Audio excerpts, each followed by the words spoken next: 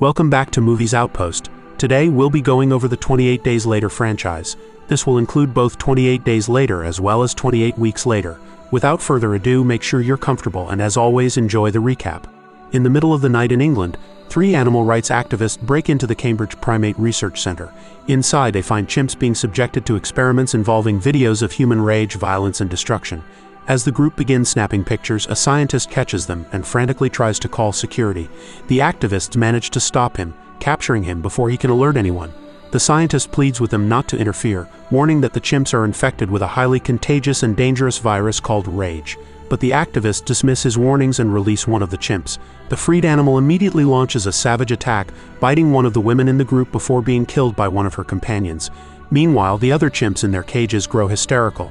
The bitten woman collapses, vomiting blood onto the floor and onto a fellow activist. The scientist insists that she must be killed, but it's already too late. She transforms into a zombie, attacking everyone in the room with terrifying speed and aggression. 28 days later, Jim wakes up alone in a deserted hospital after being in a coma. Confused and disoriented, he stumbles out of his room, searching for anyone else. The building is dead silent, with no sign of life, only chaos left behind. Grabbing a few drinks from a vending machine, Jim ventures outside to explore London, only to find the city in the same condition, completely abandoned with destruction all around. As he walks through the empty streets, Jim discovers a newspaper revealing that Britain experienced a mass exodus. At a large bulletin board, he sees thousands of missing person signs, each one a heartbreaking reminder of the disaster. Hoping for answers, Jim enters a church where unsettling messages cover the walls. When he steps into the main room, he's horrified to see it filled with rotting bodies, calling out, "Hello?" Jim startles a few figures who slowly move, staring blankly at him. Suddenly, a priest appears, but something is terribly wrong. He's a zombie. The priest lunges at Jim, forcing him to defend himself with a bag filled with cans. The priest doesn't stop and continues to chase him, leaving Jim no choice but to run. As Jim flees, other zombies join in, pursuing him relentlessly. He races through the streets until he reaches a gas station where he's rescued by 2 survivors, a man and a woman. They hurl Molotov cocktails at the zombies, burning them alive. Once Jim is safe, they blow up the gas station with a powerful explosion to destroy the remaining zombies. Afterward, the 2 survivors, Mark as well as a woman named Selena, take Jim to their hideout, an abandoned sweet shop hidden in the London underground. As they settle in, Jim shares that he had been in a coma due to a car crash. Selena explains the grim reality. A highly contagious virus escaped from a research facility and quickly spread, turning people into zombies. British society collapsed under the outbreak. Most of the population is either dead or infected. The army was overwhelmed and the government no longer exists. Despite Selena's warnings that his parents are likely dead, Jim insists on checking their home. Reluctantly, Selena and Mark agree to accompany him, knowing it's safer to stay together. The next morning, the trio navigates the desolate streets of London, carefully avoiding danger, and eventually reach Jim's old house. There, Jim is devastated to find his parents dead but have managed to avoid becoming zombies. The heartbreaking note they left behind reads, "Don't wake up." As Jim grieves, Selena and Mark try to comfort him, sharing their own pain of watching their families turn into monsters. That night they stay in the house, but Jim is unable to sleep. He decides to watch old family videos, turning on a light that unintentionally reveals their location. Suddenly, 2 zombies smash through the window, attacking Jim.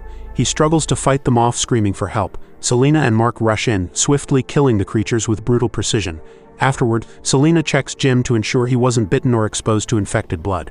Tragically, Mark isn't so lucky. He's wounded and his injury is contaminated with zombie blood. Without hesitation, Selena kills Mark with her machete to prevent him from turning. She then tells Jim they must leave immediately before more zombies arrive. After washing up, changing clothes, and gathering supplies from the house, Jim and Selena leave the area. As they move on, Selena warns Jim that anyone infected must be killed immediately, whether they're a stranger, a friend, or even family. Later, Jim and Selena notice flashing lights coming from a nearby apartment building and decide to investigate. The building is in poor condition, with the lobby cluttered with trolleys blocking the entrance.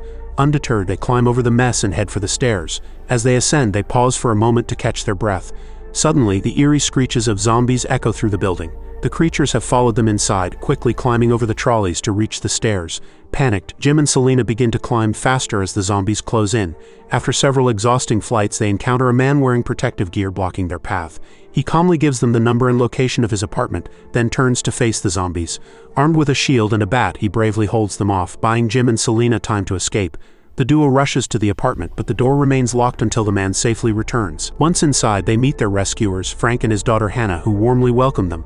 It turns out this is the apartment with the flashing lights, and Frank is overjoyed his signal has finally brought some company. The next day, Frank takes Jim to the roof to show him the buckets he's set up to collect rainwater. He explains that it hasn't rained in a long time and resources are running out. At this rate, they won't be able to stay in the apartment much longer.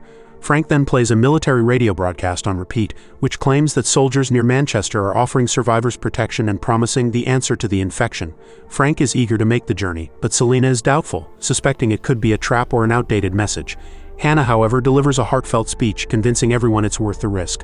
With a plan in place, the group loads up Frank's taxi with all the supplies they can carry and sets off for Manchester. As they drive through London, they witness the widespread destruction and lifeless streets littered with bodies. When they reach a tunnel, they find the way blocked by wrecked cars and bodies. Frank, determined to push through, drives straight into the mess, clearing a path as he goes. They manage to get through, but the rough ride leaves them with a flat tire. Stopping to fix it, the group hears an unsettling sound. Suddenly, hundreds of rats rush past them, fleeing something. Realizing zombies are nearby, they spring into action. With no time for tools, the adults lift the car while Hannah quickly changes the tire. As shadows of zombies approach, the creatures begin leaping over the wreckage, closing the distance fast. Just as the zombies are about to reach them, the group finishes the repair and speeds away in the nick of time. After driving for several hours, the group reaches the countryside and stops at a burger shack to siphon gas from an abandoned truck. While the others handle the fuel, Jim decides to explore the building. Inside, he finds a tragic scene: a dead family. Suddenly, a zombie child lunges at him, forcing Jim to defend himself. With no other choice, he kills the child to survive. They continue their journey through the countryside, which remains stunningly beautiful despite the chaos elsewhere. During a stop for dinner, they watch wild horses running freely, seemingly untouched by the world's troubles. Selina, unexpectedly moved by the moment, admits it's better than she anticipated, and even gives Jim a light kiss on the cheek. That night, the group finds shelter in the ruins of an old castle. Unable to sleep, Jim and Hannah wake Selina, asking how she manages to rest so easily. In response, Selina shares some of her medicine to help them relax. The next morning, Jim wakes up to a dead silence, realizing he's alone. Panicking, he frantically looks around until Frank shakes him awake, telling him it was just a dream. The next day, the group continues their journey and sees Manchester burning in the distance. When they finally reach the military blockade mentioned in the radio broadcast, they find abandoned trucks and equipment but no sign of life. Selina suggests they should leave, but Frank refuses to give up and keeps searching the area. Frustrated and angry, Frank notices a crow feeding on a zombie perched on a nearby wall. He kicks the wall to scare the bird away, but a drop of infected blood falls directly into his eye. Realizing what's about to happen, Frank tells Hannah he loves her and warns her to stay away. Ignoring his pleas, Hannah tries to approach, but as the virus takes hold, Frank's fury erupts. Jim hesitates, unable to harm his friend, but before he can decide, a group of soldiers shoot Frank down in seconds. The soldiers take Jim, Selina, and Hannah to a heavily secured mansion in the woods where a few survivors from the military have fortified a base. Major West, their leader, greets them warmly, offering food and a chance to clean up. As they settle in, Hannah naps while Selina has an emotional breakdown in front of Jim. He tries to comfort her, but she realizes what's happening and leaves the room. Jim approaches Major West to ask about the answer to the infection mentioned in the radio broadcast. To Jim's dismay, West reveals there is no cure. Instead, he considers the extensive security measures around the mansion and the stockpile of supplies as their solution. West also reveals a disturbing experiment. A zombie soldier, chained in the mansion's courtyard, is being kept alive for study. Jim finds this cruel, but West insists it's necessary to learn how long it takes for a zombie to starve, believing this could be the real answer to ending the outbreak. That evening, Jim, Selina, and Hannah join the soldiers for dinner. The group is unsettled by the soldiers' aggressive and domineering behavior. West, dressed in his full uniform, criticizes the soldier who cooked the meal for making a mistake and casually assumes Hannah can take over kitchen duties. Before the tension escalates, an alarm rings, signaling a zombie attack. The soldiers spring into action, rushing outside to defend the mansion. With practiced efficiency, they take their positions and unleash a barrage of gunfire and explosives, wiping out the attacking zombies in minutes without breaking a sweat. Once the threat is neutralized, the soldiers return inside. Back in the mansion, things take a darker turn when Mitchell attempts to assault Selina. Jim intervenes but is quickly overpowered due to Mitchell's military training. The situation is stopped when Sergeant Farrell steps in and hits Mitchell, forcing him to back off. Moments later, West orders the group to clean up the bodies outside. Afterward, West speaks privately with Jim, revealing the true purpose of the radio broadcast. He explains that a few days ago, one of his soldiers, Jones, was despairing over the lack of a future. To restore hope, West promised his men he would bring women to the mansion to help repopulate after the zombies were starved to death. Horrified by this revelation, Jim rushes to gather Selina and Hannah to escape. Before they can leave, the soldiers intervene, knocking Jim out and capturing all three of them. Farrell protests against West's plan and tries to defend the group but is overpowered and imprisoned alongside them. Jim and Farrell are locked in a small room together. During their conversation, Farrell shares a theory. The infection likely hasn't spread beyond Britain's shores, and the rest of the world is probably fine, simply quarantining the island to contain the outbreak. Suddenly, Mitchell and Jones drag Jim and Farrell into the forest to execute them by a pile of bodies. Farrell condemns the soldiers for betraying their comrades, and an argument breaks out whether they should use guns or knives. Frustrated, Jones shoots anyway, killing Farrell but accidentally wounding Mitchell in the arm. While the two argue, Jim slips away unnoticed. When the soldiers realize Jim is gone, they begin searching for him. However, Jim cleverly hides among the pile of bodies, blending in until he can make his escape. He scales the wall surrounding the compound, leaving his shirt behind. Seeing this, the soldiers decide not to pursue him, as he won't survive the zombies outside. As Jim runs through the woods, he trips and falls. Looking up, he spots a jet flying overhead, confirming Farrell's theory that the rest of the world remains unaffected. Meanwhile, back at the mansion, the soldiers force Selena and Hannah to put on dresses. Selena resists at first but changes tactics, flirting with one of the soldiers and convincing him to leave them alone to change in privacy. Once the soldiers step out, Selena gives Hannah some of her medicine to dull the trauma.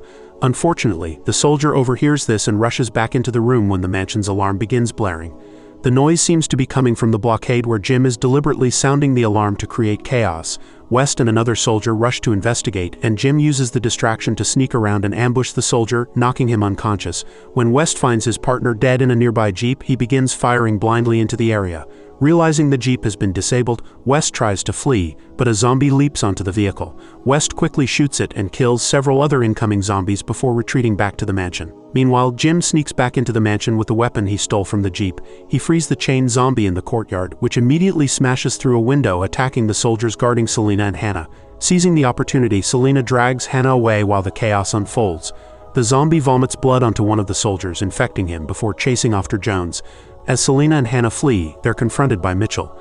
Just then, Jones sprints past with the zombie in pursuit. Mitchell orders another soldier to chase after them while he stays behind to deal with the girls. Jones manages to hide in the kitchen, but when the zombie corners him, the soldier arrives to help. Unfortunately, the soldier is overpowered and infected, creating yet another zombie. Watching from outside, Jim observes the chaos as Jones hides in a cupboard, sobbing in fear. After the zombies leave, Jones tries to escape, but Jim intercepts and kills him on the spot. Jim then moves through the mansion, avoiding the zombies by entering a hidden passage. Meanwhile, upstairs, Hannah escapes from Mitchell and stumbles into the changing room, where she finds a picture of her father among her belongings. Hearing a zombie approaching, she hides behind a mirror, which confuses the zombie and leaves. Jim continues searching, entering a room where he finds a soldier hiding and begging for help. Ignoring him, Jim leaps out of the window, leaving the soldier to be consumed by the approaching zombies. Running across the roof, Jim spots the room where Mitchell is about to attack Selena and bursts in through the window. Mitchell grabs Selena as a hostage, but Jim tackles him, forcing him to release her. Fueled by rage, Jim brutally attacks Mitchell, smashing his head against the wall before killing him. Selena mistakes Jim for a zombie and raises her machete to strike, but hesitates, giving Jim the chance to prove he's not infected. They are then interrupted when Hannah hits Jim with a vase, also mistaking him for a zombie. Realizing Jim is fine, the trio quickly escapes the mansion. As they reach Frank's taxi, they find West waiting inside. West shoots Jim, but Hannah immediately drives the taxi backward into the building, causing the previously freed zombie to attack, breaking through the back window and dragging West out to exact its own vengeance. Hannah immediately speeds off, picking up Jim and Selena before crashing through the locked gates surrounding the mansion.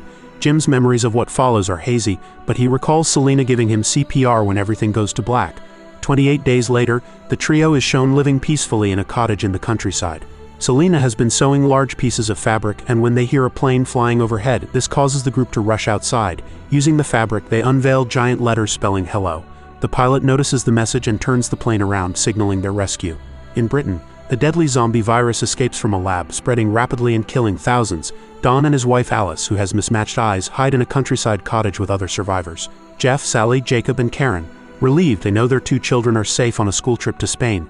One day during lunch, desperate pounding at the door reveals a young boy begging for help. Despite Don's reluctance, Alice persuades him to let the boy in. He shares his story. His parents became zombies and have been chasing him with a horde from a nearby town. Meanwhile, Karen, worried about her missing boyfriend, peeks through a window, inadvertently alerting zombies. They break through, biting her arm. Karen transforms quickly, vomiting blood and attacking Jacob, who struggles to hold her back. Don kills Karen with a blow to the head, giving Jacob time to escape. More zombies arrive, forcing Don to hold them off while the others flee. Alice and the boy run upstairs, but the boy outpaces her, vanishing from sight. Meanwhile, Jeff holds the barn door to allow Sally and Jacob to escape, but the door gives way and he's devoured. Sally's hesitation costs her life as she's caught by zombies, forcing Jacob to retreat alone. Downstairs, Don fights off zombies but loses his weapon and is forced to run. Hearing Alice scream, he rushes to her. Alice refuses to leave without the boy, who she eventually finds hiding. However, a zombie separates her from Don. Terrified, Dawn becomes a bit and abandons Alice and the boy, escaping through a window while dozens of zombies chase him. Alice is killed on the spot and Dawn eventually reaches the river dock where Jacob is untying a motorboat. Dawn starts the motor, but Jacob slips into the water where he's bitten and turns into a zombie. Jacob attacks, but Dawn kills him with the boat's propeller before safely sailing away. 15 days after the outbreak, Britain is placed under quarantine. By day 28, the virus has decimated the entire country. 5 weeks later, the infected begin to die of starvation, and by 11 weeks, NATO forces from the US arrive in London to begin clearing the area. 18 weeks after the outbreak, Britain is declared free of infection, and by week 24, reconstruction starts. Britons who fled during the chaos are allowed to return 28 weeks later, but American soldiers like Sniper Doyle and helicopter pilot Flynn continue to patrol London to maintain security. With no active threats, the soldiers pass time joking over their radios, bored from the lack of action. A new group of returning citizens arrives on the latest plane, including children coming back from school trips. This frustrates Dr. Scarlet, who believes it's too soon to expose young people to the lingering dangers. While performing health checks on the arrivals, she meets Tammy and Andy, Dawn and Alice's children. Scarlet notices Andy's mismatched eyes, and he explains they resemble his mother's. After confirming the siblings are healthy, they board a train to District 1, a fortified repatriation zone. On the way, they witness soldiers burning bodies, disposing of toxic waste, and cleaning every corner of the city. Once in District 1, Tammy and Andy reunite with their father, Don, who now lives in a luxurious apartment due to his position as the caretaker of the zone. The children, however, are more concerned with learning what happened to their mother. Don explains that zombies attacked their cottage and claims he witnessed Alice's death, lying to conceal the truth about his abandonment. That night, Andy dreams of his mother as a terrifying zombie. Frightened, he wakes up and joins his sister, admitting he's scared of forgetting their mother's face. The next morning, while Don is at work, Andy and Tammy decide to sneak out of the apartment without telling him. They carefully exit the safe zone by crossing along the side of a bridge. From his rooftop post, Sniper Doyle spots them and alerts his team. Meanwhile, the siblings run through the abandoned parts of London, enjoying the rare freedom without adults watching over them. While exploring, they come across a delivery bike parked outside a pizzeria. Tammy goes inside to search for the keys and is horrified to discover the building filled with rotting bodies. Covering her mouth and nose, she carefully retrieves the keys from a corpse but is startled by a swarm of cockroaches. Grabbing a helmet, Tammy hurries back to Andy, and together they ride off on the bike. As they travel through the city, they pass by remnants of the zombie outbreak. The widespread destruction, empty streets, and countless new graves built over the last few months. Eventually, they reach their old home. Inside, they collect a picture of Alice and a few personal belongings. While exploring, Andy climbs into the attic where he finds the windows covered and a table filled with rotten food. He notices strange markings on the walls, including his and Tammy's names. As Andy inspects the room, he catches a glimpse of someone in the mirror and assumes it's Tammy. However, the figure steps out, revealing itself to be Alice. Her eyes are bloodshot, but otherwise she seems unharmed. Overwhelmed with emotion, Alice rushes to hug her son. Andy is initially happy, but her embrace becomes uncomfortably tight. Before they can make sense of what's happening, military forces arrive. They separate the siblings, taking Andy and Tammy away while capturing Alice. Sometime later, Alice is given a thorough shower and secured to a stretcher. Dr. Scarlet attempts to ask her questions, but Alice remains silent. Scarlet takes a blood sample and discovers that Alice was bitten, yet she hasn't turned into a zombie. This anomaly intrigues Scarlet, as it defies the usual pattern of infection. After running tests, Scarlet confirms that Alice carries the virus and can infect others, but she is somehow immune to its effects. This unique condition makes her a potential key to creating a vaccine. However, the higher-ups, fearing the risk of an outbreak, order Alice to be executed and instruct Scarlet to continue her research on Alice's corpse. Meanwhile, Tammy and Andy are held in quarantine. When Dawn visits them, the siblings angrily confront him for lying about their mother's death. Guilt-ridden, Dawn sneaks past military security to visit Alice in her isolation room. He apologizes for abandoning her during the outbreak, blaming his actions on panic. Moved by his words, Alice softly responds with, "I love you." Overcome with emotion, Dawn repeats the phrase and kisses her. The kiss, however, proves disastrous. Alice's saliva infects Dawn immediately, and he begins to feel the effects almost instantly. Racked with pain, he screams as he transforms into a zombie. Alice, tied to the stretcher, is helpless as Dawn turns on her. In his frenzied state, he attacks Alice, beating her, biting her neck, and brutally crushing her eyes.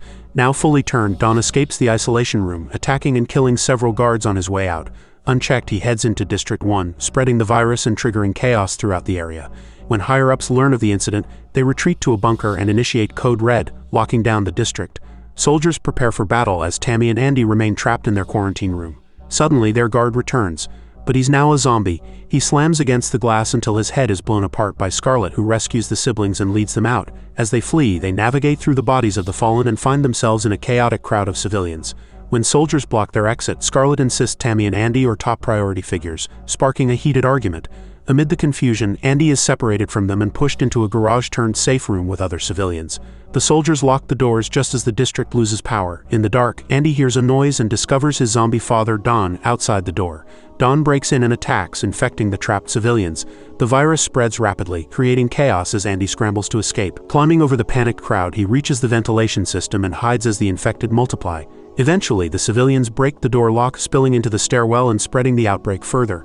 Outside, emergency lights flicker as soldiers rush to the hospital, with snipers like Doyle providing cover fire. Scarlet and Tammy sprint through the chaos, dodging zombies as soldiers fire at the infected. The snipers display precision, taking down zombie after zombie, but the overwhelming numbers blur the line between survivors and the infected. Overwhelmed, higher-ups issue an order to kill everyone on site to contain the outbreak. Soldiers comply, unleashing a brutal massacre. Amid the bloodshed, Andy emerges from the ventilation system into the chaos. Spotted by Doyle, who refuses to harm survivors, the sniper protects Andy, shooting zombies near him and saving him from imminent danger. This allows Andy to escape with other survivors. Meanwhile, zombies reach the rooftops, killing some snipers. With the streets momentarily cleared, Doyle abandons his post to flee as the outbreak spirals further out of control. The survivors take refuge in a warehouse, where Andy reunites with Scarlet and Tammy and shares the heartbreaking truth about their father. Shortly after, Doyle arrives and offers to guide the group out of the area before the military begins targeting everyone indiscriminately. They leave the warehouse through the back door, carefully moving through the dark streets to avoid detection by other guards. As they navigate the shadows, Flynn's helicopter flies overhead. Doyle uses his radio to distract Flynn, ensuring the group can keep moving unnoticed. Flynn, however, delivers grim news. The military plans to bomb all of District 1 in just 4 minutes. Doyle persuades Flynn to pick him up at Regent's Park but keeps the survivors' presence a secret. With no time to lose, the group sprints toward the park. As they run, a sniper fires, killing one of the survivors. Taking cover, Scarlet grabs a flesh wound and hidden behind a wall. Doyle uses a piece of reflective metal to locate the sniper. He realizes the sniper is a terrified civilian and uses Andy to run in zigzags, allowing Doyle to successfully take out the shooter. Andy then spots his father, but before he can process what he's seeing, Don's shadowy figure vanishes. The group sprints as fast as they can, climbing over a fence to escape District 1 just moments before the area is bombed. Explosions rip through the district, killing thousands of people and destroying Scarlet's critical research for a cure. Flames engulf the hospital, consuming Alice and burning her corpse. As the fire spreads, the group races through a tunnel that is quickly overtaken by the flames. They narrowly escape before the building behind them collapses in another massive explosion. From the safety of their bunker, the generals monitor the destruction but are horrified to realize the bombing didn't eliminate all the zombies. Many have survived and are now pouring into London, breaking into buildings and spreading chaos everywhere. By morning, Doyle's group finally reaches Regent's Park, an abandoned area untouched since the outbreak began. While they wait for Flynn's arrival, Scarlet shares her findings with Doyle, explaining that Alice's immunity might have been passed down to her children, making them key to developing a potential vaccine. As they talk, Flynn radios Doyle, confirming he's on his way but warning them to stay alert for escaping zombies. Doyle quickly instructs everyone to hide in the tall grass. Flynn lands nearby but grows angry when he spots the group, refusing to take anyone else. As the argument escalates, Sam notices the zombies closing in and panics. Desperate, he runs to cling to the helicopter. Furious, Flynn tries to shake Sam off by flying erratically. When the zombies reach the park, Flynn brings the chopper low, using its rotor blades to mow through the horde. Blood and gore splatter across the tall grass as the helicopter tears through the infected. Despite Flynn's efforts, some zombies survive and begin chasing Doyle, Scarlet, and the children. Meanwhile, Sam eventually loses his grip, falling to the ground. The remaining group continues to run for their lives, with Doyle pausing occasionally to shoot at the zombies that get too close.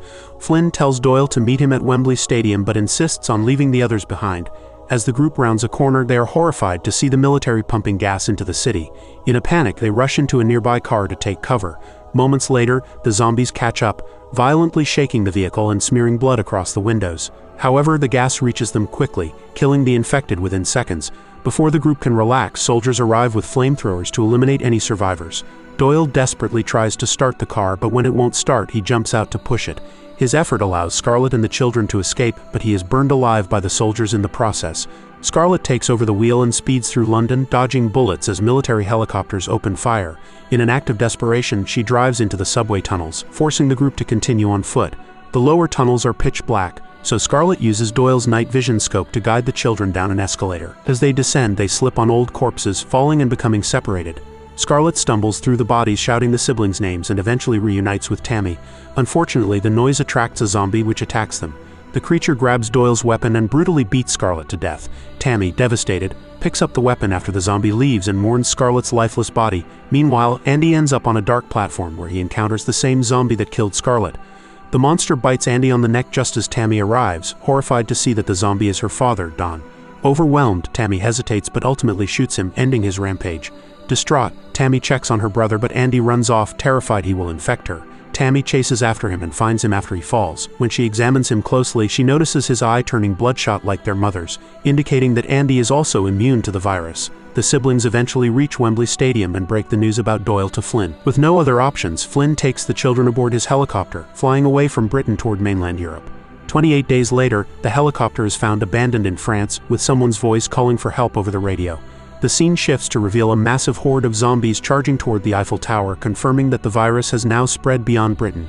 Thanks for watching. If you enjoyed this recap, watch some of my other bangers, and as always, stay awesome and take care.